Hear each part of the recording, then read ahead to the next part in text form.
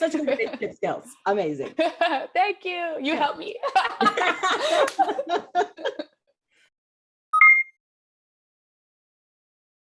This is Friends with Benefits, where I introduce my friends and family to you. And today I want to introduce you to Chardonnay. Hey!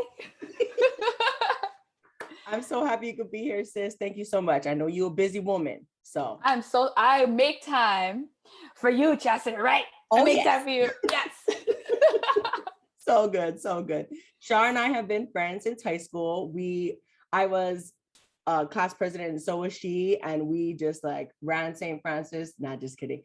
We were amazing. We connected in school and we just have so many similarities and such big spirits. And then as adults, we reconnected and we have been friends ever since, just traveling the world together, doing food truck stuff together, going to her concerts. And Char is like one of my favorite and biggest cheerleaders. I wouldn't have done my beauty pageant without her. I wouldn't have even probably been brave enough to make some of the videos I make without her. So thank you so much, sis, for being in my life. And I have a question for you. Of course. I love you and I'm so excited. All right, questions. Yes. Okay, so you are so amazing and you have such a big heart. And I know that like one of your superpowers is seeing the best in people. But I'm wondering, how do you keep such good boundaries, because you do, with people, even though you see the best in them? How do you not let that how do you not like give too much to them, or how do you not let them like overpower you and like have still healthy boundaries with people that you love so much? I think that's a really good question, because when I was younger, I was definitely much more of a people pleaser. I still am today. It's like a work in progress. But I think a lot of it has to do with, I have a lot of compassion for people and their histories and where they came from, because I know, all the steps that it took for me to be where I am today. I'm constantly, when I meet a person and I'm learning about them, I like learning about their history of where they came from to be who they are today. And sometimes, it's a beautiful journey, and sometimes there's a lot of rocky roads, but by understanding people's history, backgrounds, where they came from, I can understand why something might trigger them, or something makes them happy, or something makes them sad. And by understanding that about people, I think it helps me to set the boundaries within myself about, like whether I want to step in on this situation or whether I want to take a step back on this situation. Because sometimes the way a person is acting has nothing to do with me. It has everything to do with their history and where they've been. Right. So I think definitely that, because I see a person, I can love them for all the beautiful things that they are. But by loving them, I'm also just understanding that we aren't perfect. And yeah, I always tell Shan, my wife, that put yourself in that person's shoes. So I notice I do that a lot. I'm always putting myself in that person's shoes so that I can kind of just understand. Could be the controller side of me, because I'm very controlling and need to be in control. But I think, fair enough. Yeah, but I think I don't know also, what that's like. I don't know. I think by having that understanding, it's granted me a lot of patience with people. So yeah, just a lot of compassion, learning, and just practicing patience for sure. That's so good, sis. And I think like that's a good point. That's even deeper than what I thought, that you just like see the good in them. You also see that, understand that they have a history that didn't start with you, and that is so good in like having, you can be understanding of people without being overpowered by that, Right. Or like, hey, I can understand why you're angry, but it doesn't mean that you can yell at me. Right. And Exactly. I think that's a good balance. Yeah. So good. Oh my God, Thank that's you. so beautiful. And I know you have a question for me, so give it to me. I do. So, like Chas mentioned, we have traveled all around the world together, and I think she has been my travel buddy for majority of the places that we've been to in the world. Let's just make a quick list, because let's brag. So we've been all over Europe, right? Spain, Italy, France. We went to then we went to Tahiti. And then we went to all over the Caribbean, and we did Mexico, right? Yep. Caribbean, we went to Jamaica, Bahamas, Cayman Islands, Florida, and Mexico. Yeah. And where are we going next, Nana?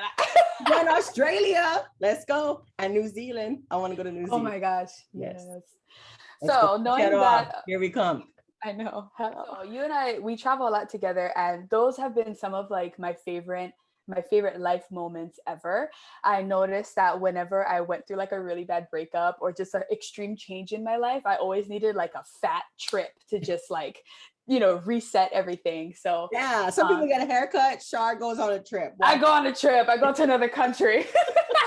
With chats, I'm like, bye. And I feel like I always come back like refreshed, and like I learned something new about myself and about other people, and even just about my culture compared to other cultures when we travel. So with that in mind, I want you to tell me your favorite place that you've traveled to, and what was maybe a big lesson that you learned there or something you took away from there. And then just for fun, tell me something you just can't travel without. Okay, amazing. So I'll do the can't travel without first. Like at this point in my life, like I can't travel without people that I'm really like stoked to go on a trip with. Like I really love traveling with people and experiencing new places with them. So I don't want to travel with people that I'm not stoked to be around. So that's one thing. I know it's not a thing, but it's a thing. It's a thing. I also like my neck pillow, but that's a lame actor. And then, because girl, she needs that to sleep on a plane. And my favorite place I've been to so far was definitely Tahiti. But it was just breathtaking. And I think the lesson there is this, like, I remember driving around and we were talking about this and I was like, man, this is how Hawaii would be if we never got taken over or if we weren't colonized, and it just like, it made me happy that place still was there, but it also made me sad to think like, man, like if the United States didn't overpower Hawaii, like we would be speaking all Olelo Hawaii, like we would all be speaking Hawaiian and English would be our second language, and like the roads would be different and the people and the culture would be alive. And I just felt like it was like stepping into a time machine and getting to see a part of my cultural history that I never got to see, So I think that was like, the biggest like moment for Tahiti, And then like, I love snorkeling and the islands there and the life in the water there is just so alive. And snorkeling there is just so beautiful. And there's so many fish and so many things alive on the reef. And like, I just felt safe and I felt at home. And it was just like a very humbling and like amazing experience and feeling, Totally. I have to agree. When I think about the things that we did there. We swam with sharks, wild sharks with no cage. Yeah. And totally. Then we got, we're just like, and then the water. When we were in the freshwater river with the eels, oh my gosh. And those local people started playing. Did they play Fiji or J-Boy? They played Kolohe Kai. Pretty little Ehu girl, because they knew we were from the HI and they were like, this is how we are going to communicate that we know you. And we're like, what's up, cousins? Yes. Oh, that was so sweet. So amazing. That was so amazing. Yeah. It just, there's so much pride, as well as humbleness in that experience, just so proud to be from Hawaii, so proud to be Hawaiian, and so proud to be welcomed here, as visitors, and just respecting all the similarities and differences of our cultures. And it was just like, so amazing. So amazing. Totally. Thank you, sis. Thank you for that question. Yeah. And also, sis, it's so important, in our friendship, and I'm just so proud of you and all the things that you do. So I wanted to know if you wanted to share what you were proud of and if there's anything you want people to know about right now. Sure. Well, first, I want to say thank you to all the people who are watching this and supporting my friend Chastity and Thinking with a Twist. And I know that all the energy you put into her business, she's going to be putting all that good energy back into you. So thank you for being here. And also, I'm a singer, I'm a pig farmer, and I'm a food truck owner. So anything food, farming, and music, I'm your girl. Come check me out on chardonnay.music on all the socials, all the things. I post singing videos, I post comedy videos. Sometimes there's a cooking tutorial, sometimes there's farming, all kinds of stuff. So just come check me out.